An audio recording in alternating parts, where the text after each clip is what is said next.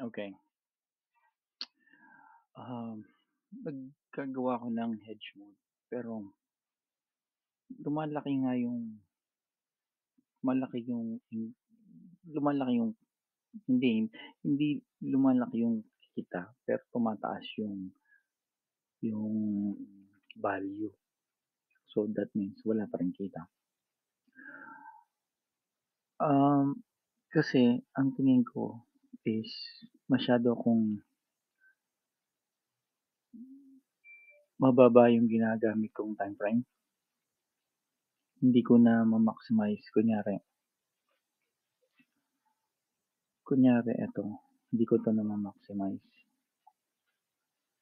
Yan, hindi ko na ma-maximize yan. Nag-in out, in and out, in and out ako sa smaller time frame. So, kinakain ng fee. Yun ang tingin ko. Pero kung ma-maximize ko 'to, maximize mo yan, yung mga yan, malaki ang kikitain natin. Malaking. So, inisip ko kung paano ko gagawin yan. Ito nga, nakita ko na yung range. Pwede kang magawa ng range mo sa 4 hours. And then, at least, may idea ka kung saan ka mag-uumpisa at saan ka magtatapos. Doesn't mean eksakto yung mga yan. Siyempre, pupunta mo pa rin sa lower time frame, pero may idea ka na kung nasaan sila. Like, pag pumasok na sila sa area na yan, alam mo nang gagawin mo. Aabangan mo na yan. Abangan mo na yung mga reversal niyan. Mga yan. So, paano mo gagawin to? Well,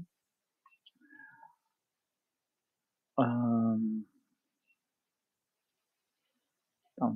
ganito. Yan tayo mag-umpisa. Kailangan pa rin ng EMA dito, di ba? Ito yung impulse mo. Right? Ito yung impulse mo. So, ang last na impulse mo is itong malaki niyan. Ito.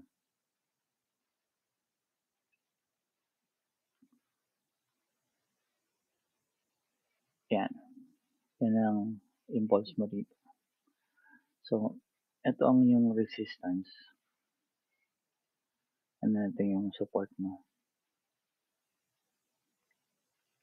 Yan ang support.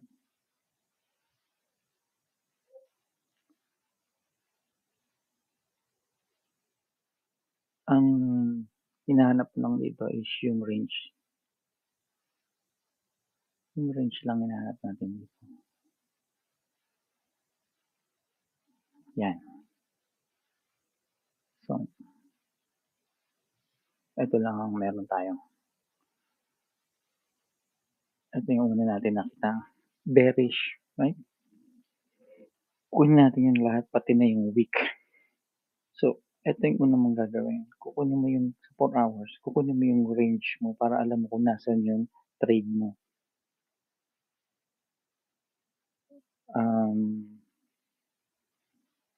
Ito yung range mo. So, unang range is saan? Bounce dito.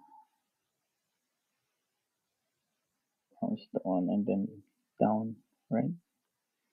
So, ang range mo dito. Yan ang range mo. Ito ang yung bearish area. And then yung range mo naman sa baba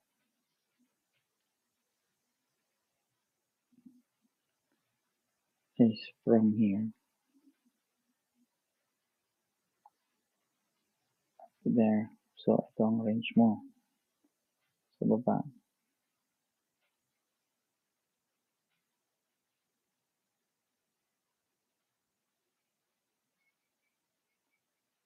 Ito.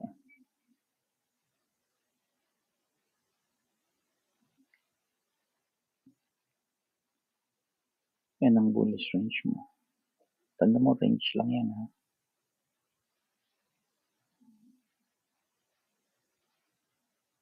Pag pumasok na dyan ang ang candle mo, yun ang time para pumasok ka ng lower time frame.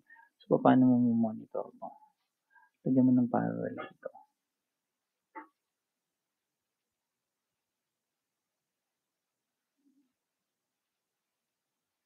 Right? And then, you can do this. Yeah, you can set set those alert.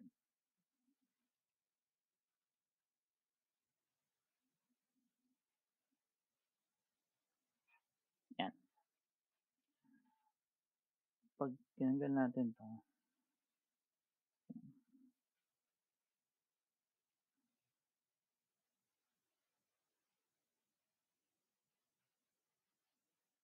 yan ang area mo ngayon ng trade. Yung mga dulo. Basta pumasok na dito sa loob. Paano mo alamin yung dulo? Pwede mong lagyan ng regression or parallel. Depende sa'yo kung anong gusto mo. Regression.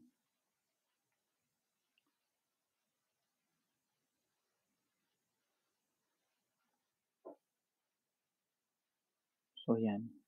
Pupunta ka ng smaller time frame.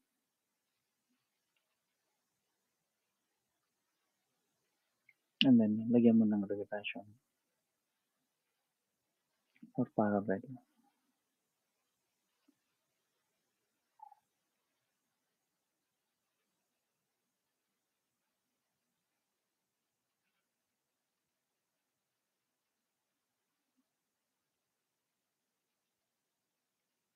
Para malaman mo yung pullback niya.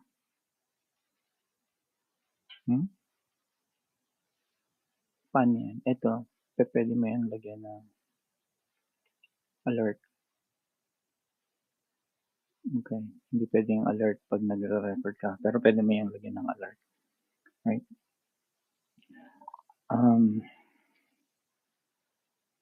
Pwede mong lagyan ng EMA kung kailan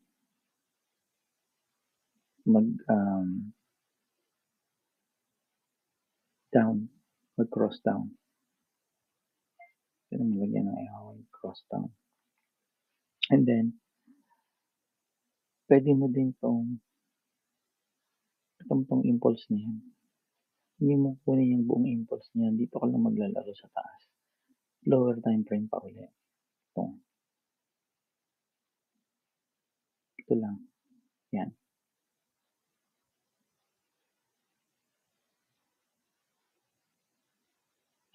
Then, punta ka ng lower time frame. Kung abot pa.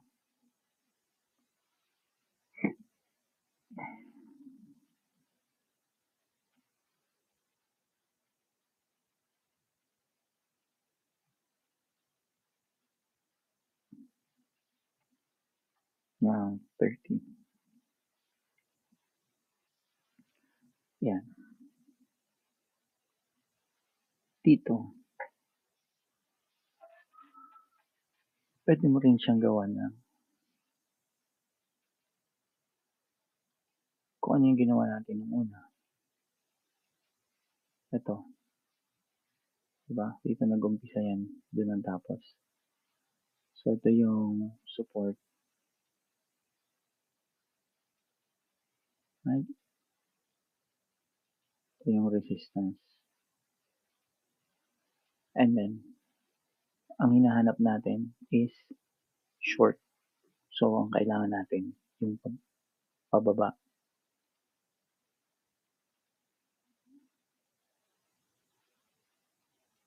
Which is nandito.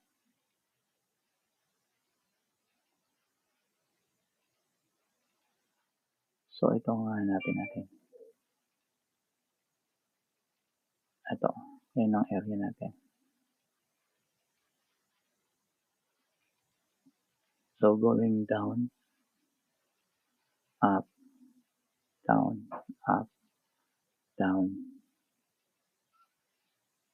Ito ang area na hinahanapan mo ng entry.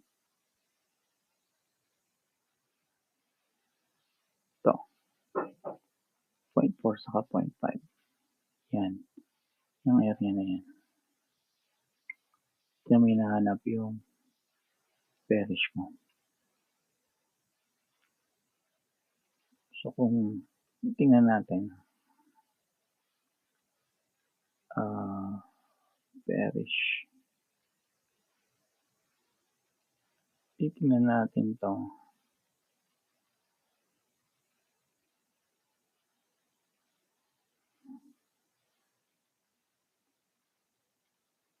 Right? Sa 4 hours.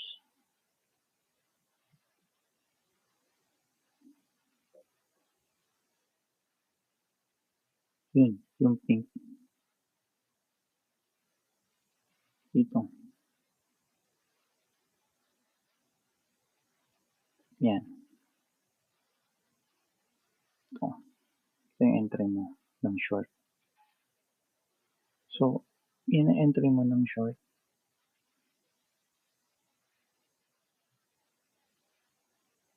Ito. Yan.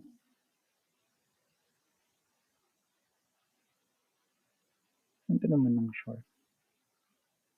Hanggang saan umabot yan. Nag-confirm dito na tapos doon sa 45 minutes. So, ilan yan? 20%. Yan. Pag ganyan,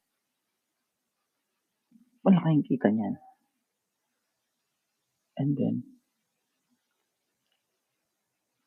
pwede ka na naman mag-umpisa ulit. Hanggang dito. Ulit-ulit na lang yan. Right? Pupunta mo ulit ang malalim. Kagawin mo yung ginawa mo doon. Okay? Yun ang napansin ko. Para kumita ka ng malaki. Kailangan mo umanap ng malaking time frame.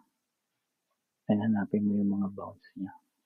So, from here, ito na yung magiging bounce mo. And then from here, ito na yung magiging bounce mo. So, kukunin mo lang yan. Average na yan. Okay. Sana naintindihan nyo. Anyway, tanong lang kung hindi. That's it for today. May 26 at 8:49 a.m. So, okay. Good morning.